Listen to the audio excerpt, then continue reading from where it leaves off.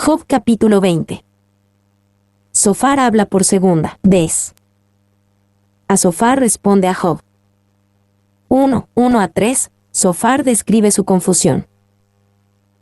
Respondió Zofar Naamatita, y dijo, por cierto mis pensamientos me hacen responder, y por tanto me apresuro. La reprensión de mi censura he oído, y me hace responder el espíritu de mi inteligencia.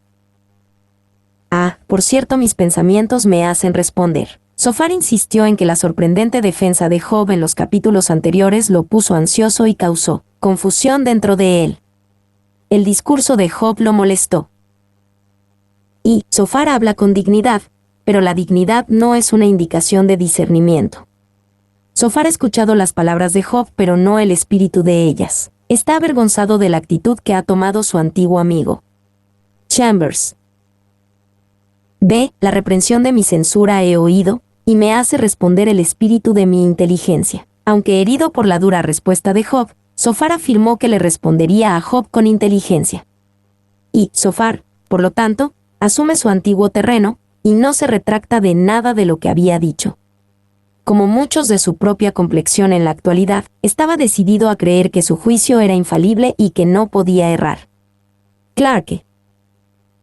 2. Podemos cuestionar con buena razón la comprensión espiritual de la respuesta de Zofar, pero ciertamente hablaba con un entendimiento de la poesía y la literatura. El poema debe leerse prestando total atención al uso del lenguaje figurativo, el paralelismo y la estructura estrófica, todos elementos básicos de la poesía hebrea. A pesar del error de aplicación de Zofar, el poema en sí debe ser apreciado como una obra maestra de literatura. Smith. 2:4-11, la breve alegría del hombre impío. ¿No sabes esto? Que así fue siempre, desde el tiempo que fue puesto el hombre sobre la tierra, que la alegría de los malos es breve, y el gozo del impío por un momento. Aunque subiere su altivez hasta el cielo, y su cabeza tocare en las nubes, como su estiércol, perecerá para siempre, los que le hubieren visto dirán, ¿qué hay de él? Como sueño volará, y no será hallado, y se disipará como visión nocturna. El ojo que le veía, nunca más le verá, ni su lugar le conocerá más. Sus hijos solicitarán el favor de los pobres, y sus manos devolverán lo que él robó. Sus huesos están llenos de su juventud, mas con él en el polvo yacerán. ¿No sabes esto? Que así fue siempre. Zofar aquí hizo lo que él y sus amigos habían hecho en ocasiones anteriores. Hizo una afirmación de autoridad simplemente diciendo, todos sabemos que estas cosas son ciertas, sin probar la afirmación. Y Zofar tenía un fuerte concepto de que Job no era más que un hipócrita, alguien que era malvado de corazón delante de Dios, a pesar de sus bellas pretensiones y profesiones de piedad. Que la alegría de los malos es breve, y el gozo del impío por un momento. Todos sabemos esto, que cualquier bien o triunfo que parezcan disfrutar los impíos, todo pasa rápidamente. Es solo por un breve momento, y el hombre impío como su estiércol, perecerá para siempre.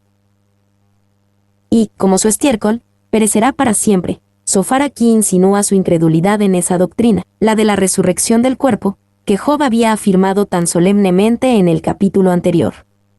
Clarke. La miseria del hombre impío. 1:12-19, la vida frustrada del hombre impío.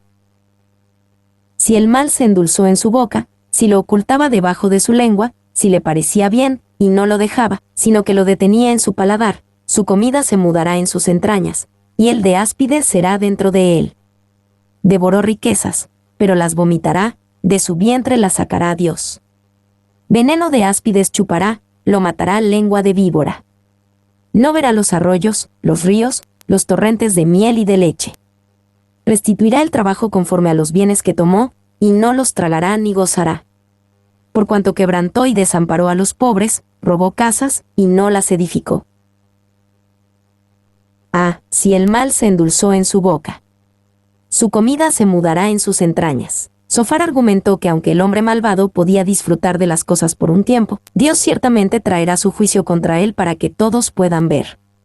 Lo que es dulce hoy para el malvado pronto se volverá amargo. Y las malas acciones del hombre malo, especialmente el robo a los pobres, Son comida sabrosa que complace su paladar pero que se vuelve amarga en su estómago. Sneak. 2. Aquí, insinuó una aplicación dolorosa y agresiva. Insistía en que Job era este hombre malvado, y que su anterior bendición y prosperidad en la vida era solo lo dulce que ahora se había vuelto amargo. 3. Trap sobredevoró riquezas. Como las bestias salvajes hacen a su presa, como los peces grandes hacen a los pequeños, con avidez, fácil, repentina, irrecuperablemente, como el fuego se traga el combustible, como las vacas flacas devoran la grasa, y como el glotón pánfago hace a sus golosinas, sus dulces bocados. 4. Trap sobre de su vientre la sacará Dios. Así Dios la sacará de su vientre, para que parte de su corazón se vaya con ellas.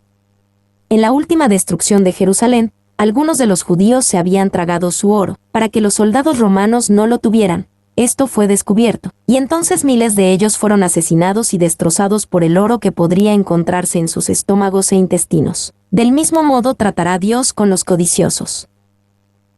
B. Por cuanto quebrantó y desamparó a los pobres. Aquí, Sofar describe lo que él pensaba que era la conducta pecaminosa del hombre impío, y por qué merecía ser frustrado en la vida. Claramente, dio a entender que este era Job.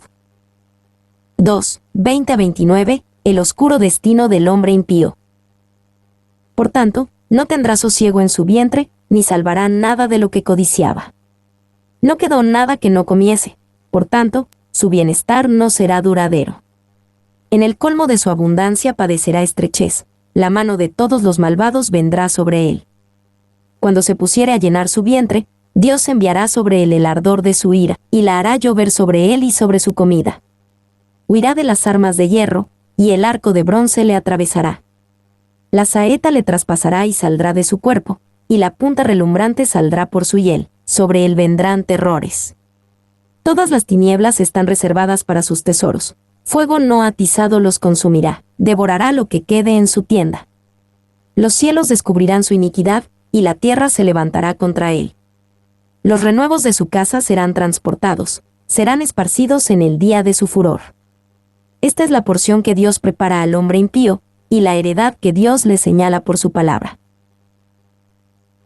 A. En el colmo de su abundancia padecerá estrechez. Sofar pensaba que la razón por la que Job estaba en tal agonía y estrechez era por su propia autosuficiencia. Esto explicaba su gran miseria. Y no quedó nada que no comiese. Dios enviará sobre él el ardor de su ira. Cuando el vientre del impío está lleno y no le queda nada para devorar, entonces Dios descarga su ira contra él. Sneak. B. Huirá de las armas de hierro, y el arco de bronce le atravesará. Sofar afirmó que los impíos no podían escapar de su destino de juicio. Si escapaban de las armas de hierro, entonces el arco de bronce los estaría esperando. Y fuego no atizado, a saber, por el hombre, pero encendido por Dios mismo. Paul. C. Le traspasará y saldrá de su cuerpo. Aquí, Sofar veía al impío atravesado por las flechas del juicio de Dios. Tomó la queja de Job de ser traspasado por las flechas de Dios, Job 6:4, 7:20, y la volvió contra él, alegando que Job merecía esto como un hombre malvado. Y los amigos de Job no parecían considerarlo un hombre malvado cuando vinieron a él por primera vez. Job 2, 11-13. Se podría decir que Job prácticamente provocó este juicio de parte de ellos, en el sentido de que simplemente trataron de ayudarlo a ver que era un pecador que necesitaba arrepentirse, y cuando Job se negó absolutamente a estar de acuerdo con ellos, llegaron a considerarlo como un hombre terco e impío. 2. Una vez que lo consideraron así, rápidamente endurecieron su estimación de Job. Todos los clamores y súplicas de parte de Job son, a los ojos de sus amigos, meras pruebas de que se niega a leer correctamente la ley universal tal como se revela en la experiencia de la vida. Las imágenes que le presentan se vuelven más y más oscuras. Bradley. D. Los cielos descubrirán su iniquidad, y la tierra se levantará contra él. Los renuevos de su casa serán transportados, serán esparcidos en el día de su furor. Sofar parece describir las pérdidas de Job, y por lo tanto hace la clara conexión de que Job era el hombre obstinado y malvado que merecía este juicio de Dios. Y la frase los renuevos de su casa serán transportados es reveladora, pues muestra que Zophar se centraba casi por completo en el aspecto material de los problemas de Job y prácticamente ignoraba la dinámica espiritual. Él ve el arrebatamiento de las posesiones, Job 20:28, como un juicio. La pérdida de la comunión con Dios, en esta vida o después de ella, no le parece un destino mucho peor. Sin embargo, es precisamente esta pérdida la que llena de horror la mente de Job, y es esta necesidad la que despierta sus anhelos más desesperados. Andersen. Esta es la porción que Dios prepara al hombre impío, y la heredad que Dios le señala por su palabra. Esta fue la firme conclusión de Zophar. Él no habla más en el libro de Job. Hizo una conexión clara entre la ira que cosecha el impío y la propia situación de Job. Y estas palabras finales tenían la naturaleza de un resumen de todo lo que había estado diciendo. Los sufrimientos que había descrito eran los que caían sobre los impíos, y eso por designación divina. Todo esto era cierto. Pero otras cosas eran ciertas, de las cuales parecía no tener conocimiento. La estrechez de la filosofía de Zophar lo hizo injusto con Job. Morgan. 2. Significativamente, Zophar estaba mayormente en lo correcto. Es cierto que hay un orden moral en el universo y que la maldad es inherentemente inútil, y que Dios la maldice y la juzga. Morgan observó acertadamente, en un pasaje emocionante de pasión, describió la inestabilidad de las ganancias malvadas. Hay triunfo, pero es breve. Hay una acumulación, pero es seguida por una rápida desaparición. Hay una sensación de juventud, pero se convierte en polvo. Hay una dulzura, pero se convierte en remordimiento, una deglución que termina en vómito, una obtención sin regocijo. Sin embargo, ese principio verdadero en general no aplicaba a la situación específica de Job. 3. Zophar, al igual que el resto de los amigos de Job, también dejó poco espacio para la gracia.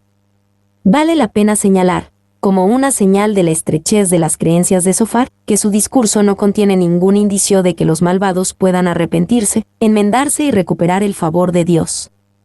Zophar no tiene compasión y su Dios no tiene misericordia. Andersen. Mi nombre es Demim. Soy tu asistente personal.